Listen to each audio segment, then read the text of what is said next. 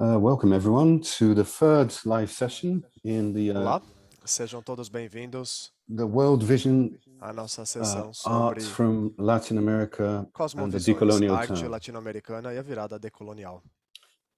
This session is called Margins and Institutions, Esta sessão se chama Margens e Instituições, New Curatorial novas Strategies. estratégias curatoriais. Before introducing our chair today, Antes de apresentar nosso mediador do dia, I would like to just briefly eu go gostaria over de, rapidamente, the proceedings. So we will have eu a gostaria de dar keynote algumas instruções address, rapidamente. Nós teremos o nosso discurso magistral, and then our presenters, whose papers you can find in após the website, essas primeiras intervenções, vocês podem encontrar os artigos dos nossos palestrantes em nosso site. So the presenters will briefly, for those who were Os unable apresentadores, to então, para watch quem their não conseguiu assistir papers essas on the intervenções website, ou ver esses artigos em nosso site, we will briefly go over them. I have asked the eu gostaria presenters de to dizer que eu summarize pedi a in todos os 3 minutes palestrantes que possam their resumir papers as so suas that apresentações em they 3 can kind minutos. of better join in the discussion. Assim, And then we will poderemos dar open o to contexto a discussions todos os amongst the participantes sobre essa panelists discussão. and the Depois falaremos keynote, and followed o nosso by palestrante any questions or principal comments e após from essa the apresentação abriremos audience. para perguntas e So comentários dos welcome very much. My name participantes. is Michael Muito Asbury. bem, I'm muito bem-vindos. Meu nome é co-organizer of this Michael conference and Asbury, eu sou o deputy chair, co-organizador dessa deputy conferência, director of the Research sou Center for Transnational vice-diretor Arts, do Centro de Identity and Pesquisa para Nation. Artes Transnacionais, So it is with Identidade e great Questões pleasure Nacionais. É um prazer that enorme de I minha parte have to introduce our chair poder today, which is my participar colleague and desse evento e friend Paul apresentar o Goodwin, mediador, meu who is a colega professor of e art amigo and Paul Goodwin, que urbanism é at professor de arte UAL, e where he is urbanismo na also the UAL, director na of the University Research of the Center Arts, London. for Ele também Transnational é Arts, diretor Identity do and Nation. Centro de Pesquisa para Arte Paul is Transnacional, co-lead Identidade e Nação. investigator of the new Ele é transatlantic co-líder na platform, an investigação international das research novas project plataformas e entitled projetos de pesquisa Worlding Public internacionais, Cultures, the no Arts and título Social Innovation, as well World as in a Public Cultures, co-founder the of Arts and the Social Transnational Innovation and e Transcultural cofundador Arts and de uma Culture Exchange plataforma Network, TRACE. transnacional You e can find a more transcultural extensive de arte e cultura, bio a Trace. of Paul in the Eles website. podem So encontrar a without biografia de Paul no further nosso ado, site. Sem mais let me delongas, então, eu gostaria de introduce agora Paul, who will passar a palavra a Paul. welcome you all and introduce our Ele dará as keynote speaker boas-vindas today. Thank e you, Paul. irá apresentar nosso palestrante magistral do dia. Obrigado, Michael. Obrigado por esse convite para poder fazer a mediação desse painel tão ilustre com participantes tão distintos. Obrigado, Michael. Obrigado, Sofia, pela organização desse evento. É um prazer poder participar de uma conferência como essa em um momento tão delicado.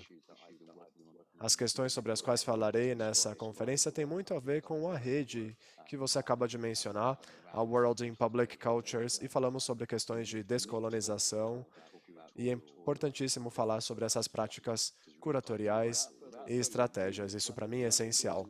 Sem mais delongas, então, apresentarei rapidamente cada um dos palestrantes em ordem. Por fim, apresentarei Pablo, o nosso palestrante magistral do dia. Ele falará durante 20 a 30 minutos e após sua intervenção teremos cada uma das panelistas que terão 3 minutos para resumir rapidamente seus artigos que estão disponíveis integralmente no site do evento. Após esse momento, teremos uma parte de perguntas e respostas. Poderão fazer os seus comentários utilizando o botão de Q&A do Zoom e será um prazer abrir essa discussão a todos. Nossos palestrantes hoje são Carolina Castro Junqueira, curadora e pesquisadora independente. Atualmente é professora do curso de mestrado em estudos de imagem. Seu artigo é intitulado Hegemonização do Sul ao Sul, Descolonizando o Museu na Espiritualidade e Sabedoria Mapuche. Depois teremos Pamela Desjardins, Peço desculpas pela pronúncia. Por favor, Pamela, me corrija se eu tiver pronunciado o seu nome equivocadamente. Ela é curadora, pesquisadora de arte contemporânea, radicada na Cidade do México, trabalha na UNAM e o seu artigo se intitula A Imaginação Crítica, os primeiros museus de arte contemporânea em 3 cidades da América Latina, os casos do Limac, Lima, Laene, Buenos Aires e Numu, em Guatemala. Depois teremos Clara Masnata, que tem PhD por Harvard e pela Universidade Humboldt de Berlim. É acadêmica baseada em Berlim e em Buenos Aires. Seu artigo se intitula Narrativas e Fatos da Argentina, as instâncias de Buenos Aires na iniciativa Museu Global, da Alemanha, de 2017, e Art Basel Cities, de 2018. Após a Clara, teremos Heloísa Rodrigues, que é doutoranda na School of Museum Studies da Universidade de Leicester, no Reino Unido, e se concentra nas pesquisas no Centro de Excelência de Arte Latino-Americana no British Museum. Seu artigo é intitulado Refletindo sobre a aquisições de museus, o caso da arte brasileira em coleções públicas no Reino Unido. Vai ser interessantíssimo ouvir esses resumos em breve. Agora gostaria de rapidamente apresentar o nosso palestrante principal, Paulo, não Pablo, ele se corrige. Peço desculpas, Paulo. Paulo é curador e pesquisador em arte contemporânea. É curador adjunto da atual 34ª Bienal de São Paulo, que se chama No Escuro, Eu Ainda Vejo, 2021. É curador adjunto do Centro Pompidou, em Paris. Em 2015, ele iniciou seus trabalhos como curador líder do Instituto Tomi Otaki. Se juntou à equipe em 2010 como pesquisador no núcleo curadorial. Eu gosto dessa ideia de um núcleo curadorial. Muito bem, então, o Paulo terá 20 ou 30 minutos para sua intervenção e seu artigo se chama Poéticas da Relação na 34ª Bienal de São Paulo. Muito obrigado, Paulo. Everyone for having this debate, for organizing. Obrigado, Paul. Obrigado a todos pelo debate, por organizar o programa todo. Muito obrigado aos colegas que vão falar depois. Muito obrigado pela presença e pelo trabalho também. Eu vou passar para português para fazer a minha apresentação. Faz mais sentido, nesse contexto, eu falar em português. Então, podem optar aí, por gentileza, na parte de baixo, escolher o idioma inglês, quem precisa ouvir inglês. Para ouvir ou espanhol ou inglês, é claro. Eu escolhi esse título, deveríamos sequer tentar, para essa fala hoje. É a primeira vez que eu falo assim, né, publicamente sobre a Bienal, desde que nós perdemos o artista Jaider Esbel. Jaider foi um artista macuxi, um povo ameríndio, um povo originário brasileiro, que ele nasceu na região hoje demarcada como a Reserva Raposa Serra do Sol, que está no centro dos debates sobre os direitos indígenas no Brasil, a terra e a vida, claro. E é uma presença fundamental nesta Bienal, como eu vou indicar um pouco em alguns aspectos da minha apresentação. E a sua perda, a sua partida repentina, coloca em luto todo o trabalho feito até aqui. Eu acho que coloca em luto toda a cultura brasileira e latino-americana e com o tempo, imagino que em outras escalas também, por se tratar de uma voz extremamente propositiva, desafiadora, que encarava de frente o que ele chamava de uma atuação contracolonial, que procurava criar situações de diálogo, de encontro e de enfrentamento entre epistemologias distintas, saberes, culturas e modos de existência, não só distintos, mas cujo encontro é marcado por uma constante e presente violência colonizante e genocida, mas ele propunha formas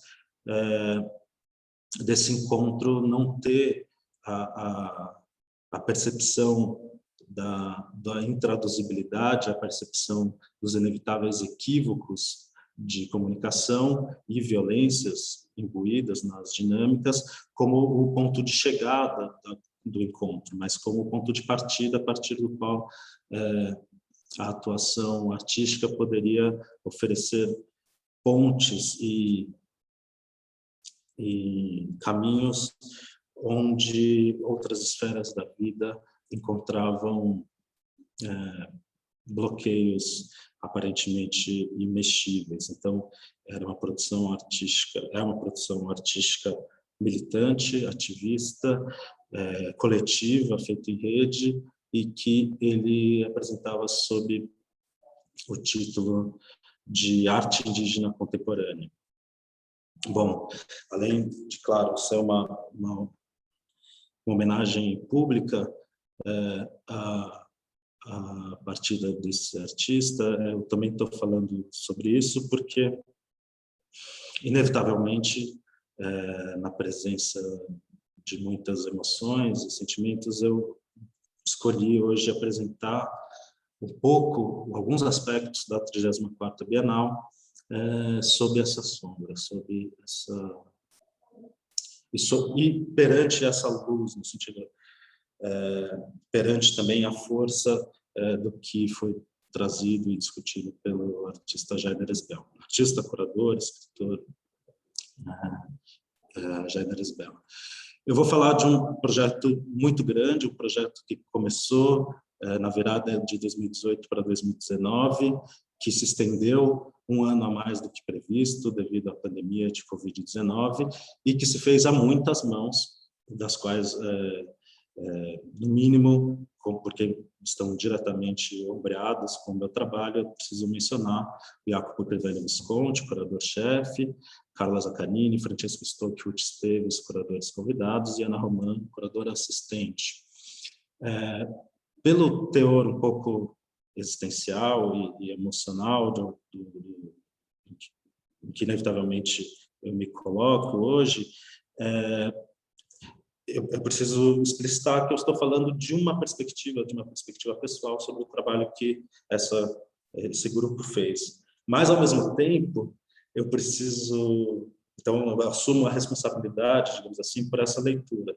Mas, ao mesmo tempo, eu preciso dizer que essa assunção de responsabilidade não quer dizer que eu estou falando aqui de coisas que eu trouxe para essa Bienal, muito pelo contrário, foi uma Bienal construída muito coletivamente, então eu vou estar aqui passando por coisas que partiram de todos esses, além de artistas, produtores, colaboradores, editores, designers, arquitetos e assim por diante. Esta Bienal, ela não partiu de um tema, ela tem este título, que nós consideramos um enunciado para reconhecer o estado do mundo em que este evento artístico é feito, porém reivindicar a relevância, a possibilidade da experiência e da difusão e do debate da criação artística. Mas nós não partimos de um tema. O que aconteceu foi que esta equipe curatorial se provocou a trazer, nos primeiros meses de trabalho, proposições de que obras, que artistas deveriam ou poderiam ser vistos hoje, que é um desafio curatorial um pouco complexo, porque a existência de um tema muitas vezes cria uma espécie de estrutura de pensamento pré-formatada, mas nesse caso, embora nós tivéssemos os escritos e o pensamento do autor martiniquenho Édouard Glissant como um ponto de referência compartilhado, ou até por isso mesmo, nós não traduzimos isso como um tema, mas traduzimos isso como esse desafio de, sem ter um conceito comum, nos perguntarmos sobre o que deveria ser visto hoje como. E ao discutir as muitas proposições que nasceram desse exercício,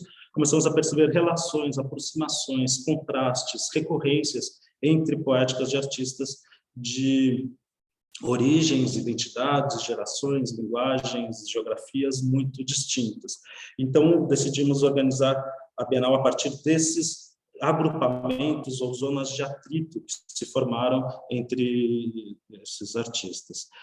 Mas, se nós dessemos um nome ou classificássemos esses agrupamentos sob um conceito, todo esse processo aberto se perderia, porque o público veria uma categoria fechada. Então, esta Bienal, na verdade, foi organizada em torno do que nós chamamos de enunciados, que são objetos, documentos, imagens, elementos muito diversos, que todos eles transbordam o sistema das artes visuais e da arte contemporânea. Muitos têm relações com artistas e com autores, mas eles transbordam o sistema da arte contemporânea. E cada um deles tem uma história muito carregada, que nós introduzimos por meio de um texto na exposição, junto da presença desses objetos, e entendemos ou propomos que essas histórias sejam revistas, relidas por cada visitante, e aí sim nos coloquem um conjunto de ideias ou percepções que as obras ao redor vão refletir, aprofundar ou contradizer. O primeiro desses enunciados, para quem visita aqui o pavilhão da Bienal até 5 de dezembro, são um conjunto de objetos do Museu Nacional do Rio de Janeiro.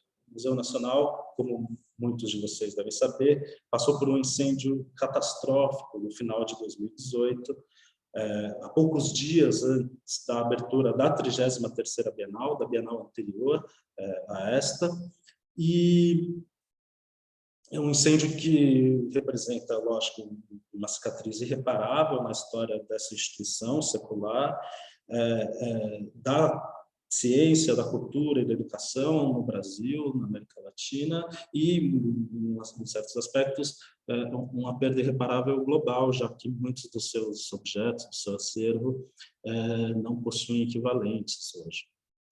Então, o que nós fizemos foi trazer 3 objetos que pertencem a este acervo hoje e que estão todos marcados por este incêndio.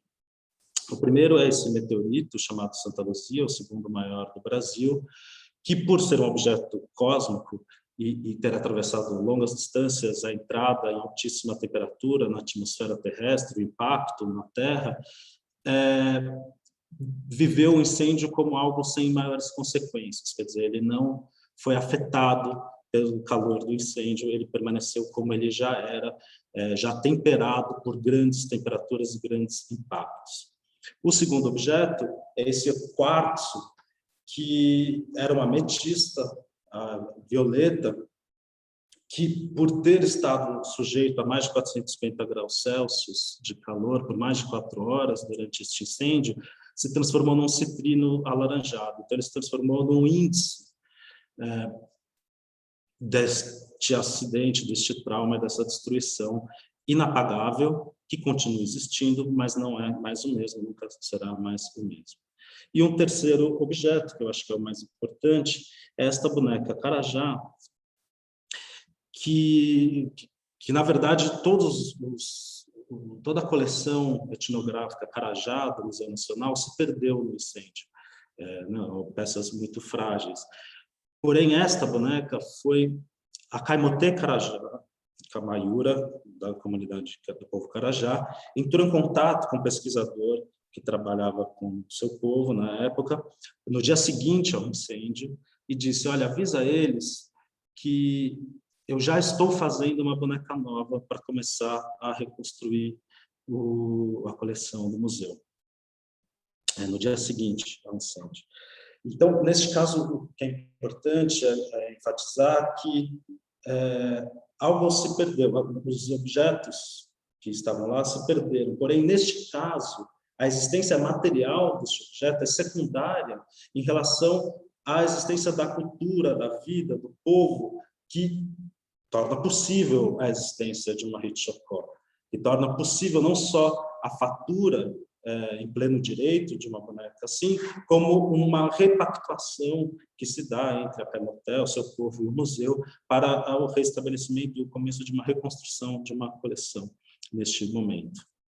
Então, acho que a gente está lidando com 3 objetos que atravessam um evento traumático e que, digamos, ultrapassam de formas muito diferentes, com recursos muito diferentes. E era importante dizer que essa diferença era fundamental, porque não nos interessava apontar uma forma de ultrapassar traumas e violências, mas pensar a partir desses objetos e na presença de muitos artistas, uma gama de maneiras de encontrar resiliência e reconstrução. Isso, então, implicava que na vizinhança desse enunciado você tivesse desde obras que iam trabalhar resistência, repetição, insistência, a partir de parâmetros de linguagem da arte contemporânea, como o desenho, a gravura, o encontro, o confronto dos materiais, como nesse conjunto de mais de 100 monotipias feitas pela artista Carmela Gross, ao lado, ou muito próximo, de uma produção como a da Uira, uma artista que utiliza recursos associados ao repertório de montação de drag queens de forma transformada, de forma, como ela diz, não apontando para o universo do consumo e da beleza e do luxo, mas apontando, que é lógico, é totalmente desconstruído e reconstruído no universo de drag queens, mas aqui ela leva essa desconstrução e reconstrução mais longe, ao levar esse repertório de adereço, vestimenta, fantasia, para uma construção de uma imagem que ela aponta para simbologias ancestrais, simbologias dos saberes da floresta amazônica e saberes ameríndios amazônicos, que ela incorpora na construção dessa persona, que é a Uira, que atua em Manaus de forma performática, interrompendo o cotidiano, chamando a atenção para as áreas mais degradadas do ponto de vista da poluição urbana, na presença monstruosa, como ela diz, da Uira no espaço. E isso ao lado de artistas como Frida Urupabo, que muitos de vocês podem conhecer, e também artistas como a Joan Jones. Eu vou ter que ser breve em algumas transições, a gente pode voltar, se for o caso. Essa é um momento em que a gente pôde abrir o pavilhão em novembro do ano passado, num dos intervalos relativos de reabertura no período de quarentena da Covid-19. Outro desses enunciados é o conjunto de retratos do Frederick Douglass, a pessoa mais fotografada nos Estados Unidos da América no século XIX, um abolicionista, como muitos devem saber, um grande orador, e uma pessoa que entendeu muito precocemente o valor da circulação das imagens, o valor da circulação das imagens como forma de produção de contranarrativas, de contra-imagens, que nesse caso desafiassem os estereótipos impostos sobre existências afrodiaspóricas nos Estados Unidos, que desafiassem a enorme quantidade de imagens de reiteração da violência racial sobre descendentes de pessoas escravizadas, e que ele contrapunha com mais de uma centena de retratos que ele conduzia a sua própria presença, a sua própria imagem, e incentivava que ela circulasse amplamente em toda sorte de mídias como uma contranarrativa. Isso está abrindo um conjunto de obras que nos falam de circulação de imagens, pessoas, imigrantes, corpos, existências, mercadorias e bens naturais num contexto contemporâneo, histórico, que marca uma parte importante desta Bienal. uma presença forte do artista angolano Paulo Capella. E eu queria apenas pontuar a presença desta obra do artista Tony Coates, que faz uma espécie de balanço, a presença do própria aposta nas imagens, na circulação das imagens feitas pelo Frederick Douglass, na medida em que neste trabalho o Tony Coates discute um caso em que a força do engajamento político na luta pelos direitos da população negra nos Estados Unidos nasceu de um caso em que não haviam imagens, não havia fotografia que marcasse um caso de violência e de resistência, e que, na inexistência dessas imagens, o imaginário das pessoas era colocado a trabalhar, e isso acabou tornando a relevância política e o sentido de mobilização daquele caso mais poderoso do que se houvesse uma imagem que, de certa forma, colocasse as pessoas confortavelmente na impressão de que elas já tinham entendido o que estava acontecendo. Então, ele fala como o quanto um boato, uma história, uma narrativa foi muito mais eficiente do que uma imagem teria sido. E, bastante adiante, na Bienal, no final deste andar, nós chegamos nesta obra do artista Jaider Esbel, que se chama Carta ao Velho Mundo, que é uma intervenção sobre um livro enciclopédico que se chama Galeria Delta da Arte Universal, e que, como um bom exemplar genérico da presunção de um saber universal, ocidental, colonizante, resume a história da arte a uma menção à arte pré-histórica, rupestre, a uma passagem pela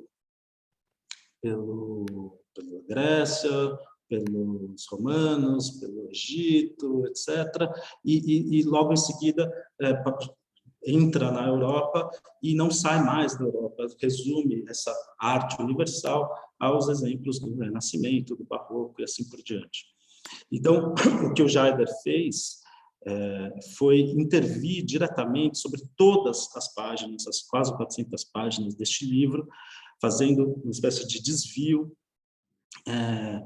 que, num repertório da arte moderna contemporânea, nós poderíamos chamar de um détournement, né? Um desvio, uma apropriação, em que ele escreve, comenta, desenha sobre cada imagem, numa oscilação entre a justaposição de símbolos e signos, a interação, às vezes lúdica, irônica ou bem-humorada entre imagens e intervenções, ou, como neste caso, uma crítica ácida e direta ou uma denúncia, seja aos pressupostos da suposta universalidade ocidental, seja a situação de emergência em que as populações indígenas brasileiras e latino-americanas se encontram, e a situação de iminente colapso ambiental, ecológico, planetário.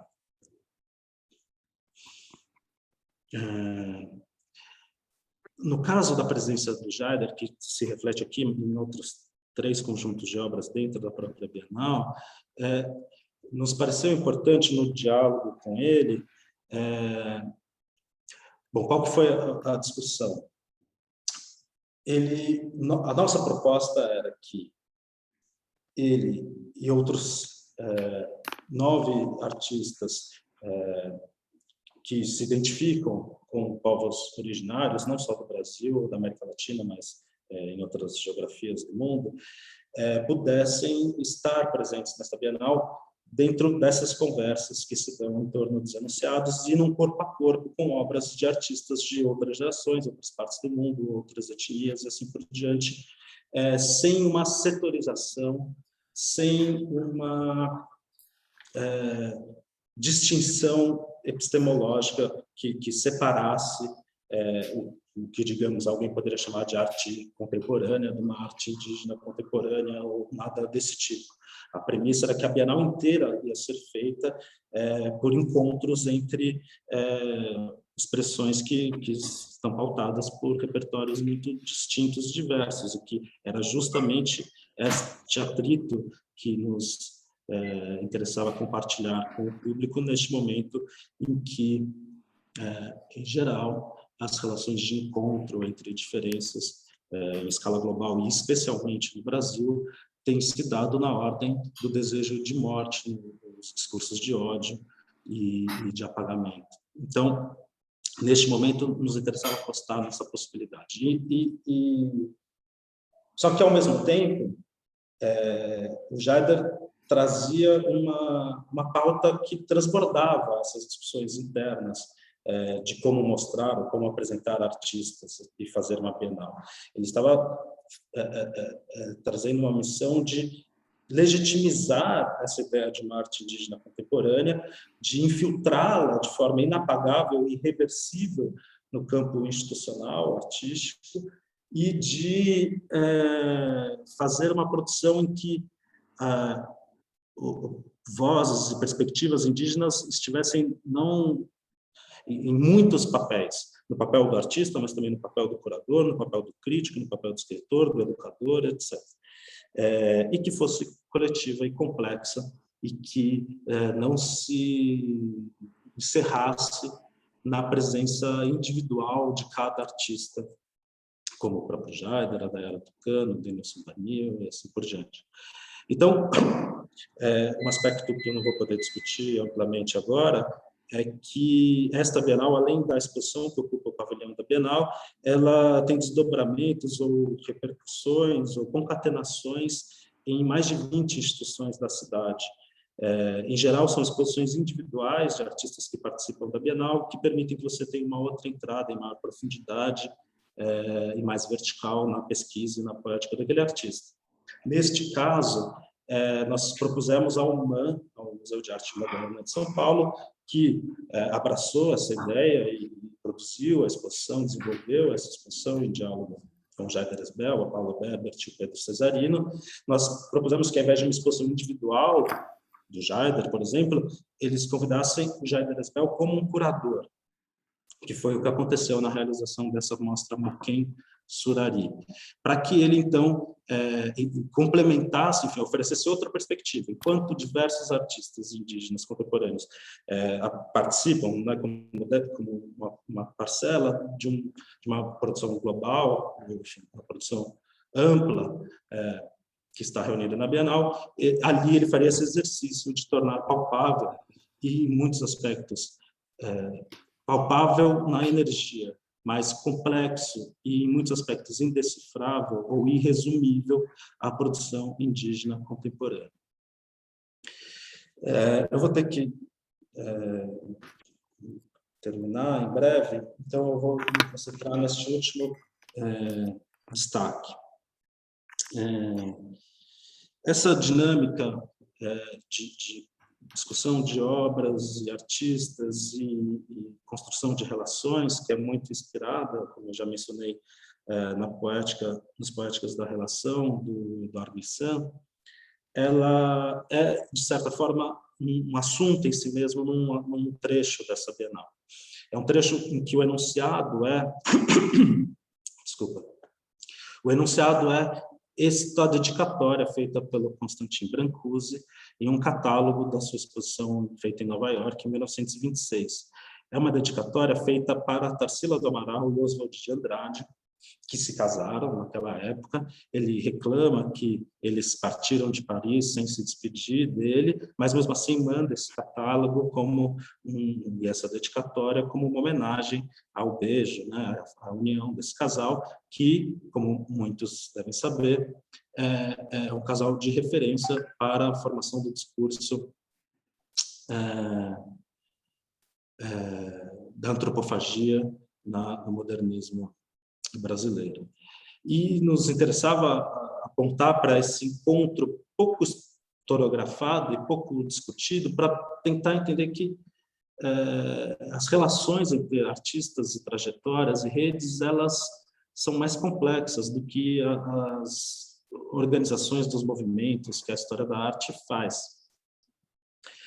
E para indiretamente também apontar para o centenário da Semana de 22 e para o legado da geração do Manifesto Antropofágico, e aí, nas obras que estão imediatamente ao redor deste enunciado, nós desdobramos esse encontro, propondo outro encontro. Nós temos obras da artista Lígia Pape, obras feitas na virada dos anos 80 para os anos 90, que é um momento em que a Lígia Pape estava diretamente debruçada sobre o legado da geração antropofágica e do Manifesto Antropofágico, e pensando criticamente, mas de forma indireta na apresentação das obras, mas ela estava pensando o quanto o discurso dessa geração modernista apontava para uma ideia, apontava para aquilo que muitos sabem, né, de um roubo da cultura cosmopolita, de um roubo da cultura de vanguarda,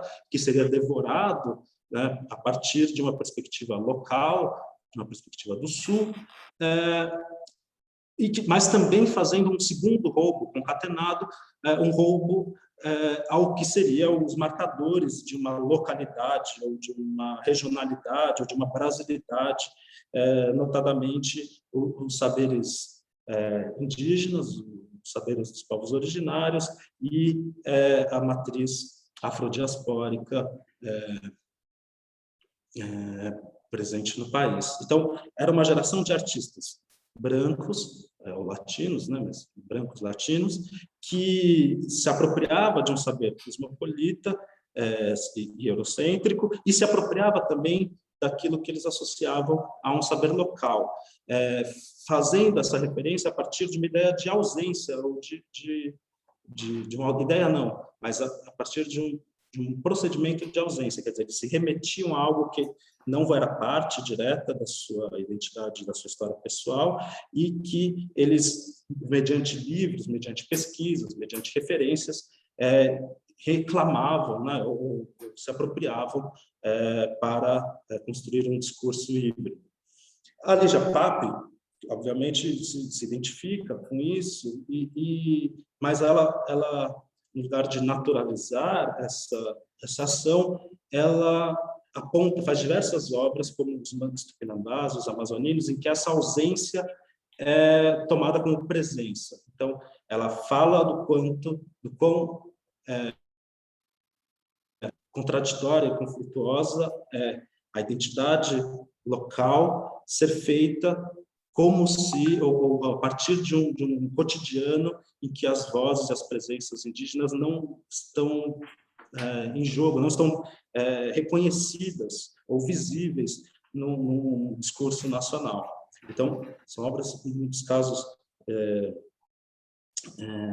melancólicas, por essa presença de uma ausência. E nós justapomos este conjunto de obras feito neste momento, obras da artista Dayara Tucano, que um pouco responde essa narrativa histórica, dizendo, não, eu estou em presença, e o meu povo, os meus saberes estão em presença, eles não estão na nostalgia, eles não estão sendo apropriados por outros, eles estão eles mesmos se apresentando como algo que está vivo, que não é só um passado distante, perdido, e que pretende participar do debate da construção de algum futuro, se é que nós teremos futuro. Eu vou pular os outros exemplos e concluir mencionando uma coisa que passou muito pelas minhas reflexões recentes, pensando na partilha do Jader, pensando nesse trabalho, etc. Eu acredito, a minha posição é que, em ética e estética, não se trata de fazer o suficiente, porque, especialmente, acho que algumas pessoas que estão nos assistindo estão no Brasil, neste momento, a ideia de que algo será suficiente parece, no mínimo, ingênua, não só no âmbito da arte, no âmbito macroestrutural, e social e ambiental, nós estamos num buraco em que nenhuma ação isolada será suficiente. Porém, eu acho que fazer o debate que nós estamos fazendo, que todos os colegas vão apresentar, etc., continua tendo uma importância, porque no caso da ética, no caso da estética, a pergunta sobre se algo é suficiente ou não, ela é secundária, porque a pergunta determinante não é julgar as coisas sobre o quanto elas resolvem as questões, mas o quanto elas respondem a um entendimento de necessidade. Você faz algo no campo da ética e da estética não porque você imagina que está resolvendo tudo, mas porque você entende que é necessário neste momento fazê-lo. E eu acho que esses artistas que eu mencionei, eles partem deste entendimento que não é leve, não é fácil, mas que aí se torna o nosso papel no âmbito institucional, que é o assunto desta mesa, reconhecer, validar e amplificar o alcance desses gestos que são feitos perante o entendimento de necessidade. Obrigado, e desculpe os minutinhos, 3 minutos que eu falei a mais.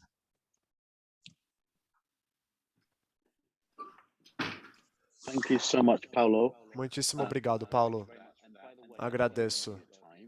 Na verdade, você não passou do tempo, você está exatamente dentro do seu limite de 30 minutos. Muitíssimo obrigado.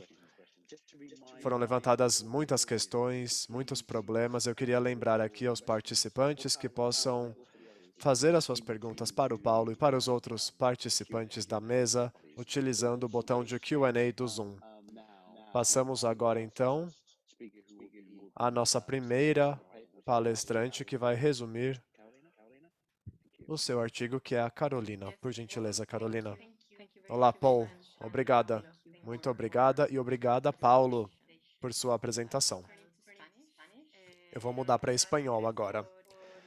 Quero começar agradecendo por esse convite, por essa oportunidade de poder apresentar as minhas intervenções aqui nesse painel. Eu me identifico muito com o que o Paulo falou. Quero agradecer aos colegas de tradição Mapuche que possibilitaram essa pesquisa e que colaboraram e contribuíram com seus testemunhos e pesquisas para essa palestra. Como devem saber, no Chile, uma nova constituição começou a ser escrita, que inclui alguns aspectos de povos originários desse território. É uma constituição por um Estado plurinacional, ou quinhe, como diríamos, junto ao povo Mapuche. Com 1,8 milhões de pessoas que se identificam como Mapuche, essa nação representa quase 10% da população do nosso país. E como Elisa Locon fala muito bem, uma mulher Mapuche que hoje encabeça a Assembleia Constituinte, abro aspas, a conquista do povo Mapuche é uma conquista que nunca renunciou aos seus direitos pela luta pela terra, território, identidade e língua. É uma busca constante para acabar com o racismo, negação identitária e saqueio de seus territórios. A palestra que eu apresentei, assim como as outras das colegas, é uma palestra que está disponível no site do evento Cosmovisões, e o objetivo é mostrar as estratégias curatoriais e artísticas que surgem desse pensamento e da espiritualidade mapuche como um processo de descolonização dos objetos presentes em acervos privados que sejam originais, de alto valor ritual e simbólico, e eu analisei 3 casos de estudo. Em primeiro lugar, a artista Paula Vaissa Palamija, Meu Corpo é um Museu, que mostra a constante invisibilidade do corpo mapuche como parte das políticas de branqueamento do Estado chileno. Em segundo lugar, a situação atual do Museu Arqueológico de Santiago, MAS, que abrigou nos últimos 5 anos a curadoria do cineasta, artista e curador mapuche Francisco Muchequeo, que se chama Portal de Luz, que se fez diante da prática do sonho, o Peuma, em idioma mapuche, criando um diálogo entre peças cinematográficas contemporâneas e tradicionais do seu povo. E depois a proposta anticolonial do Museu Mapuche de Cañete, a respeito da questão de patrimônio e a crítica institucional que aparece a partir do pensamento comunitário. Esses 3 casos falam dessa urgência de considerar as questões centrais que permanecem vivas, nesse caso, a Mapuche, como muitas outras tradições indígenas na América. Isso para, a partir delas, aprendermos e pensar nessa relação na forma como os objetos são vistos e integrados no mundo. Essa urgência e esse poder. Passo então a palavra às colegas para que falem sobre seus artigos. Obrigada. Great, thanks, Carolina. Just to say that was exactly. Obrigado, Carolina.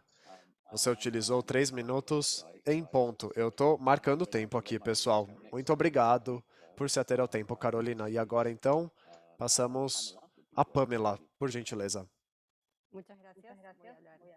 Muito obrigada. Falarei espanhol também. Quero agradecer aqui, assim como a Carolina, por essa oportunidade de apresentar a minha pesquisa. Essa é uma pesquisa que eu já faço há muitos anos. Eu falei a respeito disso na gravação que eu enviei.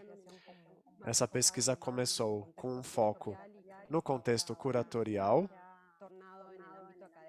e agora se tornou uma pesquisa acadêmica. É uma pesquisa que fala sobre essas inquietações, sobre como repensar, ou mesmo pensar, como foram fundados os museus no contexto metropolitano. Na minha apresentação, eu falo de 3 casos principais, que são os meus casos de estudo. Esse estudo faz parte do meu doutorado na Universidade Autônoma do México, e aqui nós vemos os primeiros museus que aparecem, os primeiros museus que se identificam como museus de arte contemporânea em 3 cidades latino-americanas. A especificidade aqui é que eles não respondem ao cânone padrão dos museus de arte contemporânea. Há uma questão irônica, há uma paródia, da qual fazem uma crítica, antes de tudo, à ausência de um museu de arte contemporânea dentro dos seus contextos, mas também uma crítica para com um modelo padronizado de museus de arte contemporânea. No LIMAC, o caso de Sandra Gamarra, em Lima, no Peru, La ENA, em Buenos Aires, e o NUMO, na cidade da Guatemala. Esses casos são casos que instituições que, como museus de arte contemporânea, não respondem ao modelo padronizado de museus de arte contemporânea porque funcionam como espaços de autogestão. Essa tem sido uma forma bastante importante de criar uma institucionalidade no contexto latino-americano. Isso é uma parte importante da pesquisa também, ou seja, repensar como esses artistas teriam esse papel, um papel fundamental no imaginário e na fundação dessas instituições no contexto latino-americano. E aqui temos casos de espaços que são espaços de autogestão na América Latina.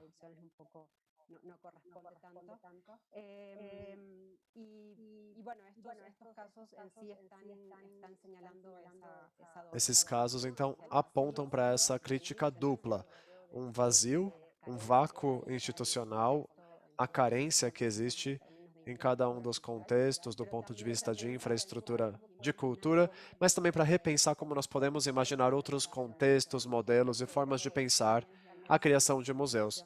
Acho que isso também é uma das motivações da pesquisa, de pensar nesses modelos museológicos que trabalham mais no contexto local e em menor escala, também pensando aqui no futuro em questões como a questão energética, ou seja, na escala local, temos uma relação muito mais próxima com todo esse contexto e também os laços afetivos e vinculantes. Obrigada. Perfect, Pamela. Great. Muito obrigado, Pamela. Agradeço. Passamos agora para a Clara. Olá. Eu falarei em inglês aqui na minha intervenção. O meu artigo tem o título Narrativas e Fatos da Argentina, as instâncias de Buenos Aires, na iniciativa Museu Global da Alemanha de 2017 e de Art Basel Cities de 2018. A ideia aqui é analisar o portenho dentro de duas iniciativas de arte globais. Em primeiro lugar, o Programa Museu Global da Alemanha, que é um programa de uma federação, de uma fundação federal, foi o resultado de uma colaboração com o Museu de Arte Moderna de Buenos Aires. Em segundo lugar, o Art Basel Cities, que foi a primeira e única instância na qual essa feira de arte global produziu um evento sem uma feira de arte. Isso na cidade de Buenos Aires. E ele foi financiado principalmente pelo governo local. Primeiro caso, então. Com financiamento alemão, esse programa Museu Global é um programa federal que tenta abrir as perspectivas no acervo de vários museus. Isso dentro do país. O Museu Global tem a ver com o exame crítico dos acervos de vários museus na Alemanha e, por extensão, no cânone centrado no Ocidente da arte. E aqui eu citei. O Museu de Frankfurt de Arte Moderna, MMK, escolheu o Museu de Arte Moderna de Buenos Aires, o MAMBA, e junto fizeram a co-curadoria da exposição Um Conto de Dois Mundos, que foi publicada como, abre aspas, a primeira vez que um museu europeu permitiu seu acervo a ser examinado por curadores latino-americanos e, portanto, aqui desbravando novos territórios para a arte latino-americana, fecha aspas. Esse desbravamento foi basicamente a reconfiguração do acervo em diferentes outros acervos, dentro do mesmo espaço expositivo. E aqui eu pergunto, até que ponto essa exposição, de fato, foi contra a produção latino-americana ou até que ponto foi um capítulo adicional na história da arte do Sul? Será que houve nenhuma hierarquia de movimentos artísticos, como diz o texto curatorial? Eu quero contestar essa narrativa e destaco que o MAMBA e museus modernos perderam a oportunidade de fazer projetos locais, que era para ser uma coprodução.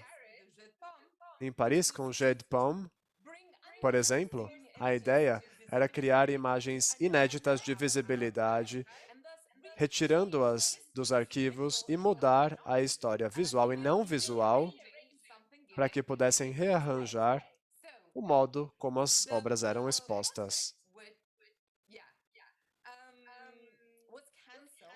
Esse projeto foi cancelado por conta de um projeto da diretoria e por conta do Art Basel Cities. A minha crítica tem a ver com essa retórica, a retórica de players globais, iniciada por essa exposição. Isso ao mesmo tempo que houve a ascensão dos movimentos feministas na Argentina e na América Latina em 2018, por conta da luta das mulheres pelo direito ao aborto. No meu artigo, então, eu concluo com alguma consideração sobre o Art Basel Cities e como o crash econômico da economia argentina em 2018 levou a um discurso a respeito dessas iniciativas. As iniciativas foram reduzidas e o discurso mudou de um espírito globalista e triunfante de irmãos globais para agora um foco no que é local, entre aspas, ou no que é nacional do ponto de vista da arte, mas que ainda assim era uma questão bastante problemática. Convido então que assistam essa apresentação que está muito bem documentada no site. Obrigado. Obrigado, Clara. Passou um pouquinho do tempo, mas foi uma ótima apresentação. Continuaremos agora com o debate. Heloísa, por gentileza. Muito obrigada. É um prazer fazer parte desse debate. Na minha apresentação, o foco foi analisar de dados que eu coletei através de uma pesquisa de arte brasileira no Reino Unido, que faz parte do meu doutorado. Nessa análise, eu passo pela crítica aos museus como instituições coloniais. Nessa pesquisa, eu entrei em contato com mais de 500 acervos públicos no Reino Unido para entender como é que eles lidam com obras de arte do Brasil. Isso resultou em uma base de dados com mais de 1.500 objetos. Eu analisei esses dados de modo quantitativo e qualitativo, mostrei alguns padrões de atividades em acervos. Por exemplo, instituições com o maior número de artefatos brasileiros, onde estavam localizadas, quais são as obras mais colecionadas. Depois eu analisei o caso do Scala, que é a coleção de arte de Essex, é uma coleção latino-americana. O Scala foi criado em 1993 dentro do contexto do ensino de História da Arte na Universidade de Essex. Quando eu analisei acadêmicos e estudantes de arte brasileira, eu quis entender a importância das redes que facilitam a doação de obras de arte. No começo, o Scala construiu seu acervo através de doações, mas não o fazem mais. Essas redes agiam em vários níveis, tanto global quanto local. O principal ponto, então, da minha apresentação aqui é que quando nós utilizamos esses dados de pesquisas como essa, nós precisamos desconstruir as práticas de acervos museológicos e entender a estrutura por detrás delas. Os dados em si não são suficientes para a construção dessas estruturas. É importantíssimo também entender o contexto mais amplo das aquisições, para que assim possamos identificar os motivos e redes subjacentes. No entanto, nesse processo de investigações mais aprofundadas, eu tive acesso a documentos e pessoas que os museus não queriam facilitar o acesso. Nesse processo de desconstrução das estruturas museológicas, eu quis analisar as práticas de coleções de arte brasileira no Reino Unido e eu pude perceber de maneira bastante óbvia que os museus precisam ser mais transparentes dentro do seu processo de tomada de decisões. Precisam levar em conta essas redes. Com isso, é importante entender que essas organizações, os museus são feitos de pessoas. Com isso em mente, nós podemos ampliar esse conhecimento detido pelos museus e o conhecimento que está ausente nesses museus também. A desconstrução dessas estruturas nos permite também revisar as práticas dos museus, o que pode resultar na expansão de redes e da nossa visão do conhecimento que é produzido através dos objetos que colecionam. Muito obrigado. Maravilha, obrigado. Obrigado, Heloísa. Desculpa, errei a pronúncia do seu nome. Muito obrigado a todos pelas apresentações e, claro, ao Paulo. A gente tem uma boa meia hora.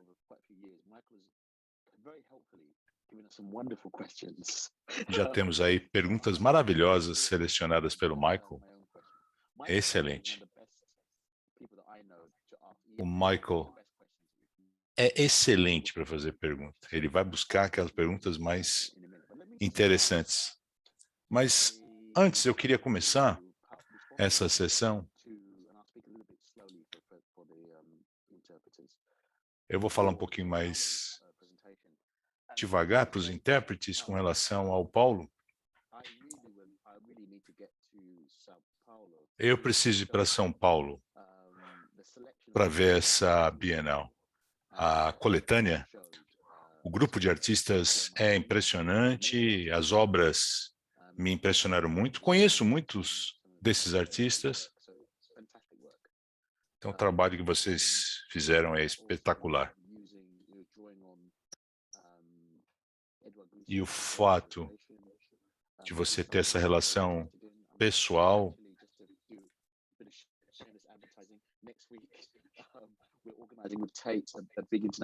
A gente está fazendo uma conferência na semana que vem com arte contemporânea no Caribe. Edouard Glissant também. É justamente esse o tema poética da relação. Eu acho que para todos refletirmos, esse painel é sobre estratégias. E eu fiquei muito interessado pelo que você disse sobre a natureza específica e as histórias desses objetos que você apresentou, dessas obras. Histórias bem traumáticas, histórias que são o resultado daquilo que não caberia numa galeria tradicional, digamos assim. A minha pergunta é a seguinte: a quantidade de exemplos que temos é impressionante. Diferentes contextos museológicos. Mas a primeira pergunta para o Paulo, e depois todos podem contribuir também. Com relação como curadores, que tipo de justiça curatorial devemos implementar? Estamos falando de histórias, de objetos que têm histórias traumáticas. Claro, Paulo,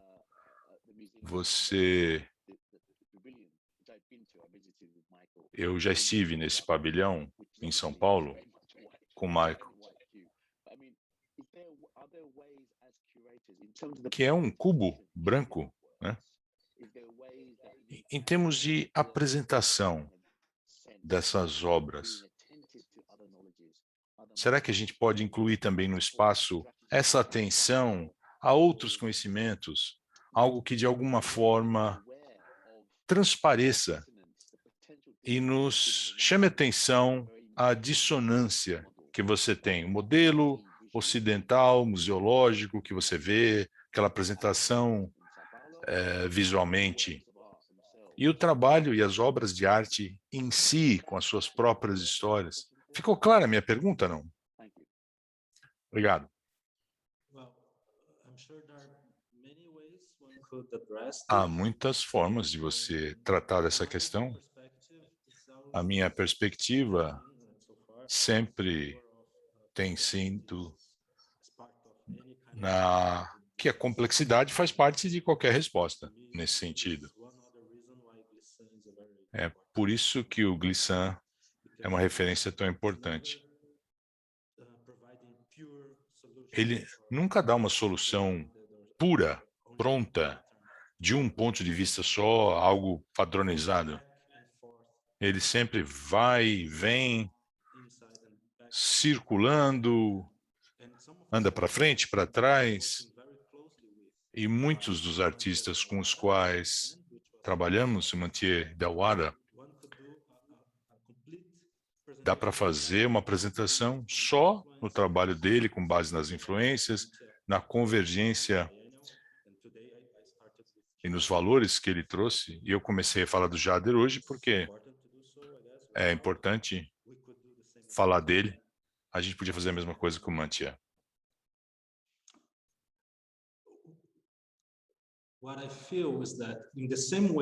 A meu ver, da mesma forma que toda essa pauta, essa agenda que a gente chama de virada decolonial, ou que o Jader chamaria de gestos contracoloniais, o Glissant chamaria de a criação de tout monde, vai depender de entrar e sair de estruturas estabelecidas, de epistemologias conhecidas, entrar e sair de quaisquer sistemas institucionais. E é o que me fascina no Jader Capella, Jader Asbel, Paulo Capella, ou Mancha Edawara. Ou seja, de fato, apresentam gestos que você pode entrar diretamente no espaço, no museu, num acervo, num cubo branco, num white cube, pode até, mas existe um ponto agenda and set of de uma agenda mais composta, mais complexa, this is important not only for curators e de gestos também. Isso é importante não só para os curadores, para as expressões do colonialismo, mas é uma questão política hoje. Não dá para trabalhar sem mudar o sistema educacional, mas não basta. A mesma coisa vale para os museus também. This is one of my constant concerns. How to Essa é uma das minhas preocupações constantes. Como fazer gestos claros nos espaços institucionais e de exibição, e para ter certeza de que há conexões com o que acontece nas ruas, nas cidades, no mundo digital, né, nos ambientes discursivos, enfim, em outros níveis que não são discursivos, enfim, que levem em conta todo o coletivo. Obrigado, Paulo. Gostei. Essa noção de entrar e sair me faz refletir bastante, porque uma das formulações que eu uso no meu próprio trabalho de curadoria, e eu venho pensando em trabalhar dentro dessas instituições, é uma formulação de Fred Murkson e Stefan Hörning, ou seja, a ideia de entrar não no museu, não do museu. Ou seja, eu adoro essa noção de trabalhar essa entrar e sair, como você falou. Nenhuma ação isolada será suficiente. Precisa de um esforço, de uma estética coletiva pensada para atender essas questões. Com relação àquela pergunta que eu fiz, com relação a modos de apresentação, alguém gostaria de contribuir, de comentar com relação à sua própria experiência? Sim, eu posso falar. Acho que é o essencial, o que é a base do decolonialismo, é a história. Vamos para uma exibição, para uma mostra histórica. Quando eu consegui estar lá, e quando eu apresentei essa exposição, eu fui obrigada a fazer uma reconstrução para reproduzir aquilo como era visto, como era observado antes. Você entra num espaço que já tem a história, aquele marco temporal, mas a forma de expor esse trabalho, essa arte, tem que ter essa conexão. E o sítio histórico é importantíssimo, não é um ponto de vista só. É algo que pode ser, de fato, reconstruído. E é assim que eu trabalhei, é assim que eu fiz. E eu gostaria de responder à pergunta do Michael, que ele fez aqui no chat, sobre como... Você pode perguntar aí, Michael? Como as instituições ocidentais, como fugir dessa relação binária de centro e periferia, norte, sul, enfim. Não é isso que você perguntou, mas é o que é meio equivalente. Com relação à intervenção das instituições ocidentais na Argentina.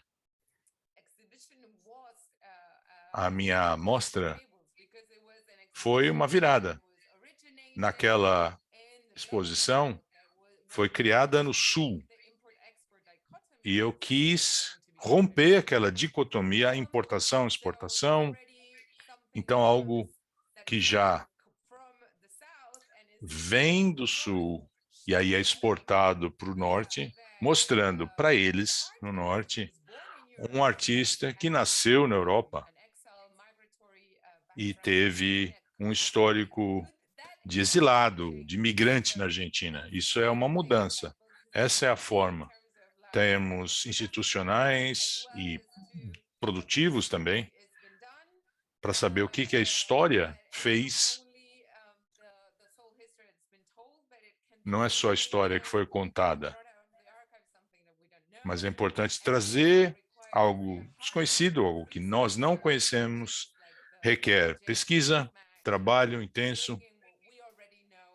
Não é saber ou trazer aquilo que a gente já conhece e reconfigurar, mas é importante levar o trabalho de pesquisa nos arquivos. Obrigado. Carolina, acho que quer se pronunciar também, é isso? Sim, levantei a mão porque pareceu para mim interessante como os dois pontos que abrem, como Paulo e a Clara, essa noção da Clara como um sul global, norte global, centro, periferia, com relação também a uma das perguntas que o Michael fez no bate-papo, como converter o museu num meio para incluir a comunidade na sua vida? Como a instituição pode se relacionar com a vida em si, sem esse papel tradicional de congelar o objeto no tempo.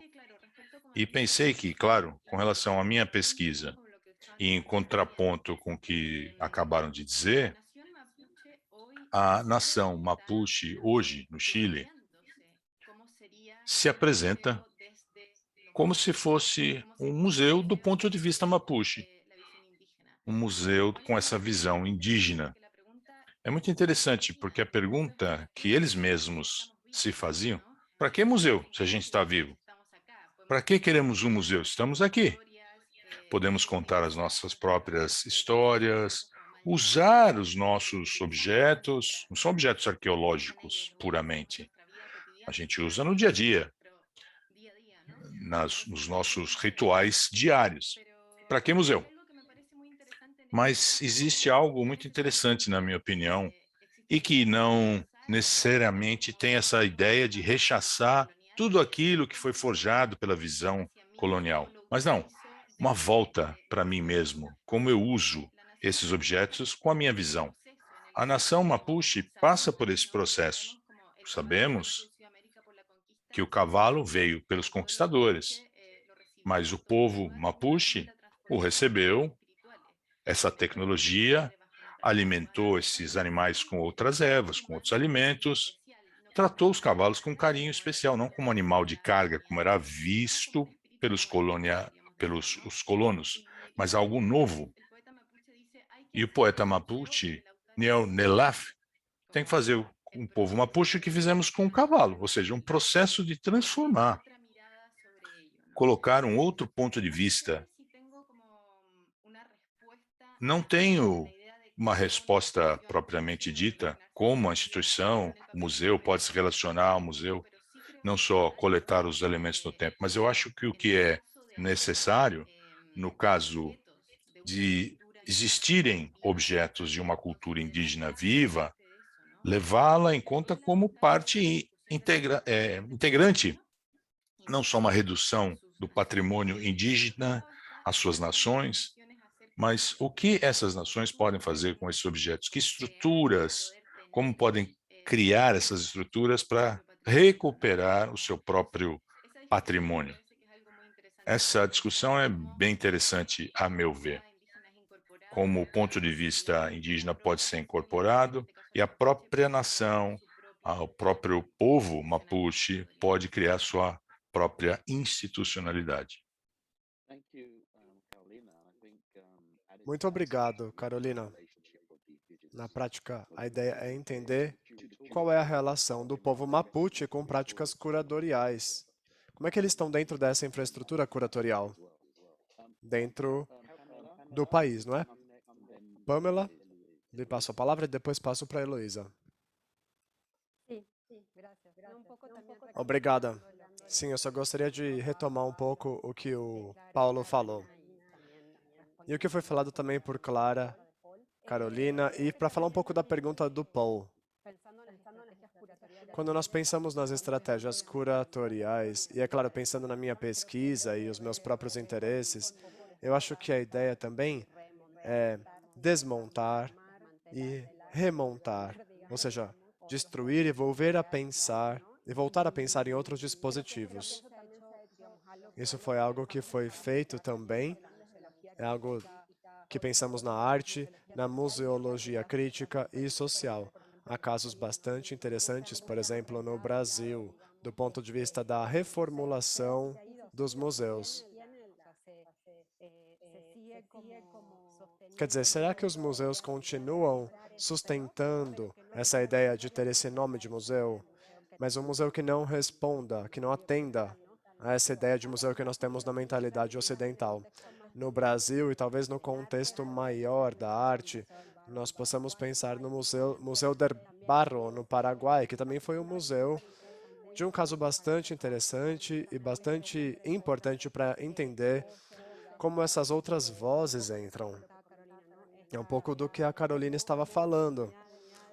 Ou seja, como essas comunidades que não se integraram são vistas como algo morto do passado, algo que não está vivo. Como é que essas comunidades podem entrar e interromper um pouco as narrativas e quebrar esses dispositivos museológicos a partir de uma outra visão?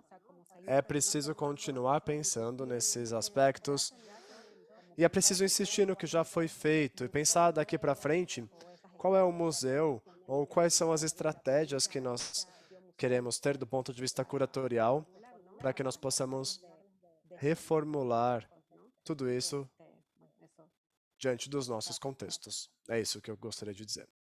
Pamela, and I love the idea of Obrigado, Pamela. Eu adorei a ideia do desmonte.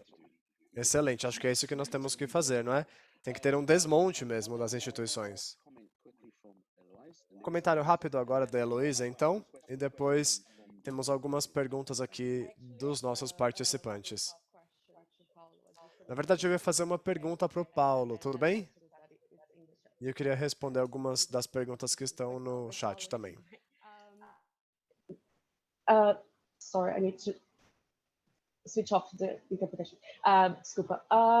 Eu queria saber se você podia comentar mais um pouco se a ideia de convidar o Jaider Svel para participar na Bienal esteve sempre presente desde no plano original dessa Bienal ou é algo que veio depois? Se você pode contextualizar um pouco como essa decisão aconteceu e de que forma que a equipe curatorial da Bienal recebeu quando ele apareceu nas mídias sociais, dizendo que essa é a Bienal dos Índios. Se você poderia comentar sobre isso. Sorry, I'm going to switch to English now just to answer. Agora volto para o inglês, então, só para responder duas perguntas que estão no chat. A Clara havia perguntado a respeito dos recursos financeiros, do espaço de exposição alocado a artefatos brasileiros. Do ponto de vista financeiro, muitos museus não querem dividir essa informação.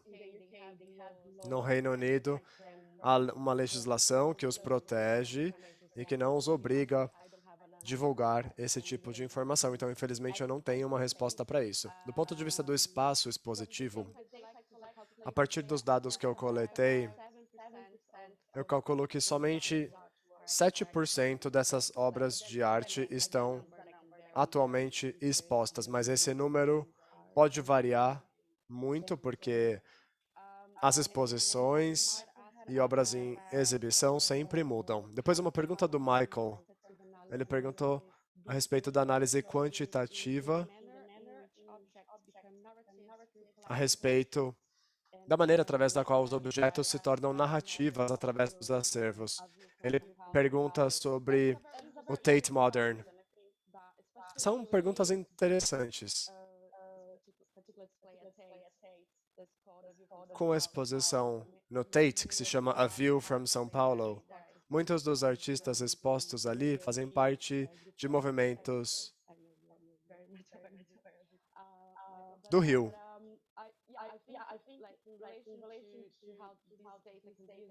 Como é que esses dados podem ser utilizados? Eu acho que curadores precisam saber exatamente que objetos têm em seus acervos. Como nós sabemos, Os museus têm muitos objetos que estão armazenados, estão em depósitos.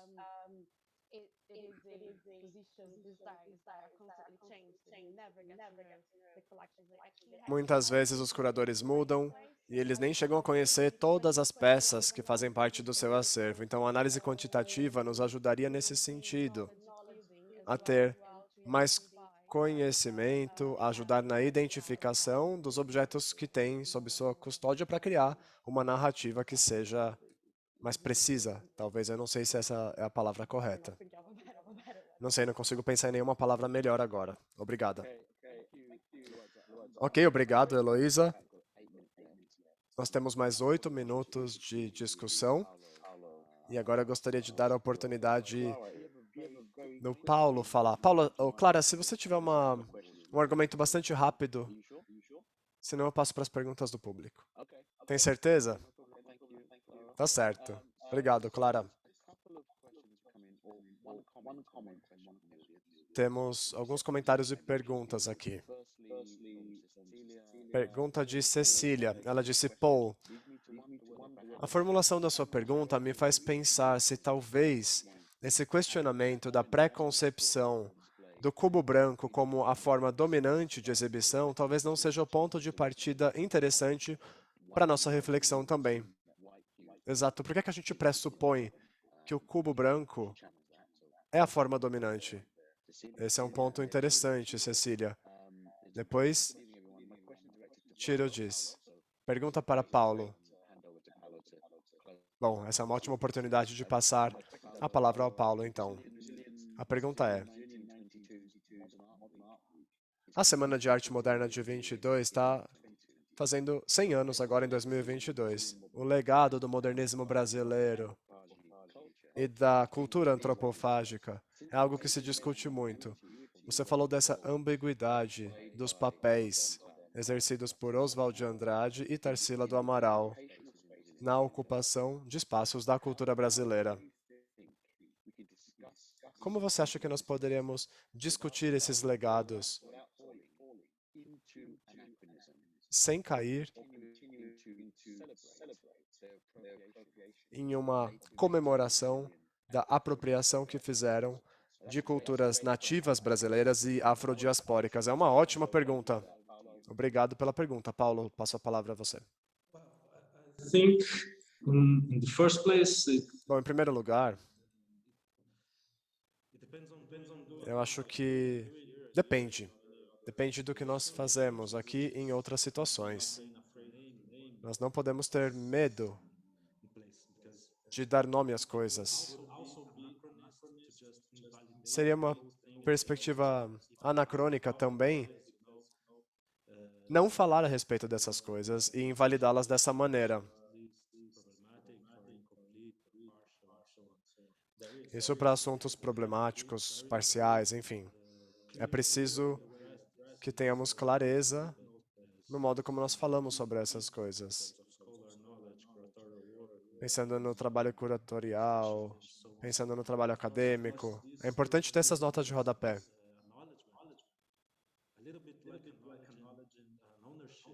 Nós precisamos reconhecer a propriedade original da terra. Isso nos leva a um compromisso para produzir mudança, representatividade, mudança na distribuição de poder, mudança nas questões de lugar de fala e assim por diante. No contexto brasileiro e em outros espaços, vemos que há muitos grupos, coletivos e pessoas que têm raízes profundas em nossa história, que estão mais do que dispostos a se envolverem nesses compromissos de produção de mudança. E também de levar esse conhecimento de uma violência prévia para esse contexto novo no qual a nossa história, memória, presente e passado possam ser levados em conta. again, with Além disso, eu diria que, assim como dizia Glissant, a ideia de apropriação é uma ideia um pouco rasa. Como dito pela Cecília, essa ideia também reitera uma outra ideia. A ideia de que existe uma força dominante, um campo dominante que é completo, íntegro, puro e que se apropria de tudo e que cresce. Quando nós olhamos mais de perto, as coisas são sempre mais complicadas do que isso. E Glissant dedicou sua vida a entender essa complexidade. É claro que há relações de poder que precisam ser consideradas, mas quando alguém tenta se apropriar de algo, esse algo ou alguém também muda o que é ou o que faz. Isso revela muito dessa camada impura ou fragmentada do que, teoricamente, seria algo neutro, universal, puro, quer seja uma cultura, conhecimento, um dispositivo, ou o que seja.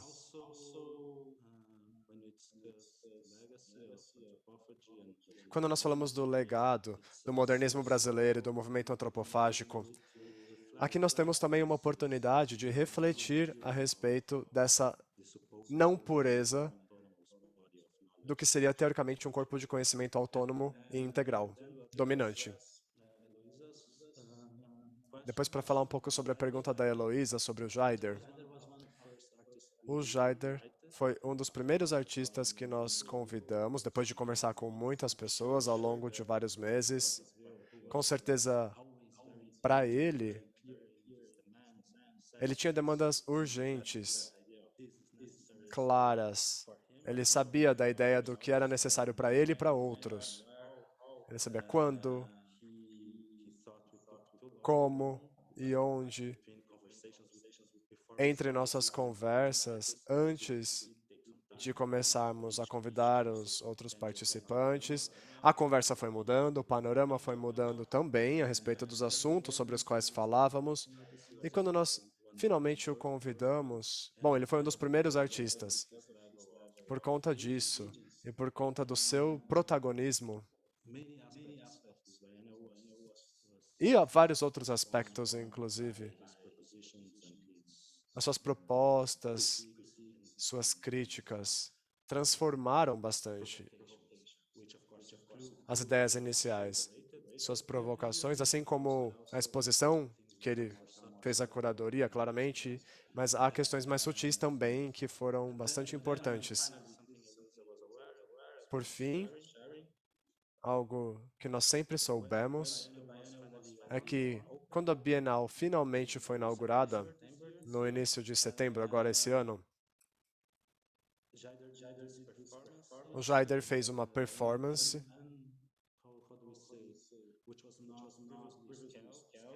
foi uma performance que não havia sido agendada, foi algo espontâneo, eu diria. Ele caminhava com alguns colegas, com alguns outros artistas indígenas pela Bienal, passava pela Bienal, pelo Museu de Arte Moderna de São Paulo. Ele cantava, ele fazia sua performance. Ele segurava um papel na mão que dizia: "Essa é a Bienal dos Indígenas." Era uma frase mais provocativa, porque ele falava a Bienal dos Índios, que usar a palavra índios é politicamente incorreto. Do ponto de vista linguístico, nós temos que falar pessoa indígena ou povo indígena e não índio. Essa é uma palavra pesada e pode ser também politicamente incorreta. Então, não se chama mais esses povos indígenas de índios ou índias.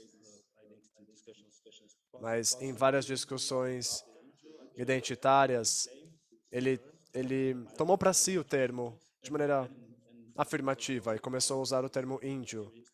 Para quem acompanha a história da Bienal, nós sabemos que em várias edições da Bienal nós tínhamos um título oficial e depois um apelido utilizado pelas pessoas. É a Bienal de tal coisa, a Bienal de outra coisa.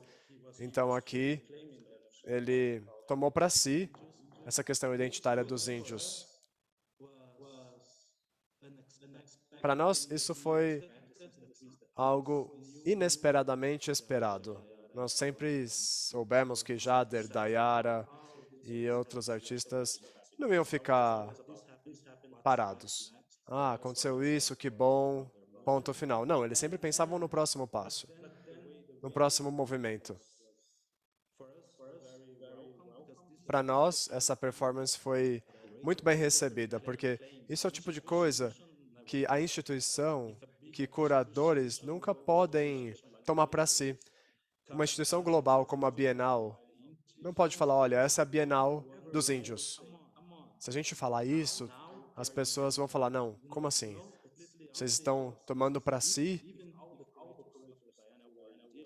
isso? Ainda que todos os curadores fossem indígenas. Não dá.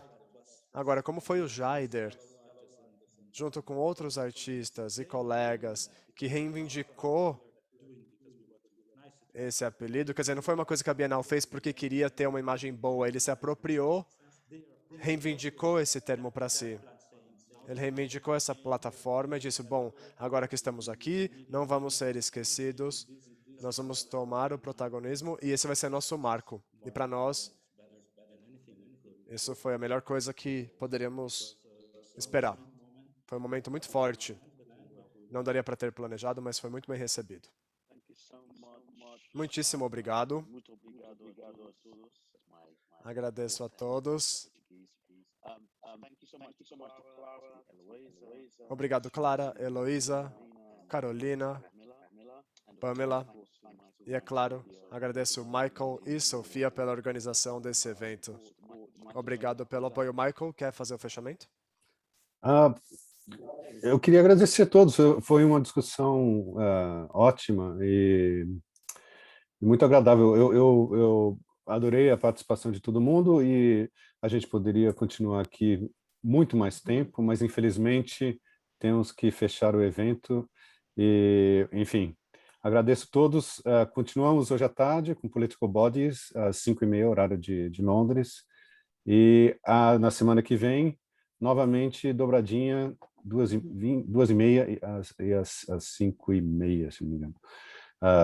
Fiquem olhando o website para atualizações dos vídeos e das gravações dos lives. E muito obrigado, Paul Goodwin. Foi um excelente chair. Paulo Miada e a todos os tradutores e a todos. Até a próxima. Tchau.